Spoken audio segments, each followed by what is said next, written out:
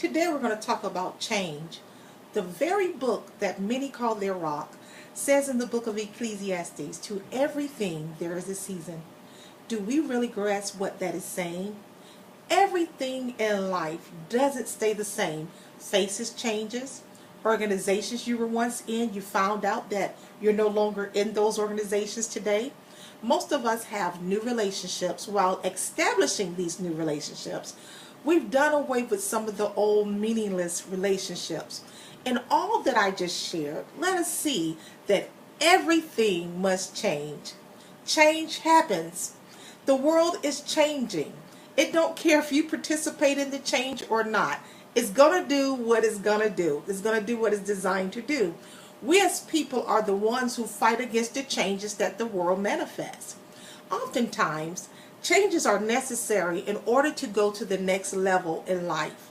Now let's talk about how changes of this world are initiated. Do you know that the earth and the alignment of the celestial beings of the cosmos is what initiate change within our lives as well as world events? According to what goes on in the cosmos, it stimulates what happens here in the earth. Now, please let us realize that this world is more than 2,000 years old.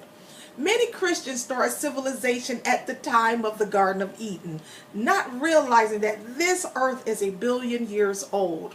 When we take this in account, we can look at how things has tremendously changed from where we are now as a people. What many don't realize is everything has been established and written.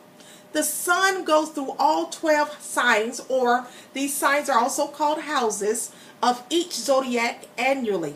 Every 2,000 years, this activity occurs where the sun travels to the next house that's in line. Once it travels to the next sign in line, it dwells there in that house for 2,000 years. This activity is called the precession of the equinox. Now, let's take a look at the Piscean age. At the beginning of the age of Pisces, Yeshua was born, which ushered in a change. Now, I'm quite sure the religious leaders from the age before Pisces tried their best to keep the movement of the sound of old going, just as we're seeing where the leaders are doing this day. They don't know how to discern the times and seasons. Therefore, they continue to have revivals, their false convocations, their conferences full of vanity, in efforts to draw the people into their church, not realizing that they are going against the rhythm of Yah. They cause shifts to be in effect when the season or energy doesn't require a shift. They are doing this simply because that's all they know to do. Now, I'm quite sure at the beginning of the age of Pisces, they called Yeshua demonic or a devil because the sound or the teaching wasn't the same as the age that they were accustomed to.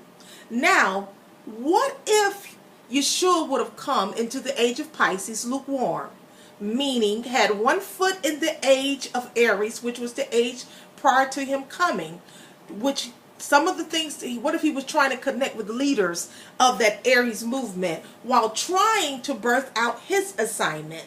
It wouldn't have worked. He came knowing that he was to tear down religious wall, which will bring about a change. Now, Yeshua was born to bring the sound of Pisces into the earth, a change of demonstration and of another kingdom which wasn't of this world. Now, to solidify that everything was in sync with the rhythm of the energy of Pisces, everything that dealt with the age was solidified by the sound or the fish symbol. Yeshua told his disciples, I will make you fishers of men, which represents the sign of Pisces. Yeshua also fed the multitude with 2 fish and 5 loaves of bread. Also, majority of the Bible stories use the sign of the fish, or the majority of the Bible stories use the sign of the fish to represent the gospel. Charismatic movement is a shift that occurred. The scripture that says, behold, I make all things new, became relevant at this particular time of the age of Pisces when it came in. A change occurred, such as the Azusa. Now let's take a look at December 21st, 2012, which is known as the winter solstice. The activities in the cosmos initiated another world shift. At the end of December 2012, do you remember where many were predicting that the end of the world would take place? They called it Y2K. Now, many felt that the rhythm of change was happening, yet it was denoting an end of an age, which was called the Piscean age. The sign of the fish, represented by the age of Pisces, has all been done away with. And now that was the end of a closing of an age. Now we're entering or have entered into the age of Aquarius. This is the time where we notice where a lot of people back in 2012, they begin to wake up and they begin to leave the church. This is the time where the dry bones of Ezekiel started becoming flesh. God called man out because of the plagues and pollution of the different churches. And now we're seeing where in the book of Luke, it talks about follow the water bearer into the house. And the water bearer that the Most High was talking about was the age of Aquarius. And this is where we are at the beginning of another age. And during this beginning of another age, we're going to see changes like never before. You and I cannot stop that change. Change is definitely going to happen. Change will continue to happen whether you participate in it or not. I don't care how much we try to keep the same old rhythm going.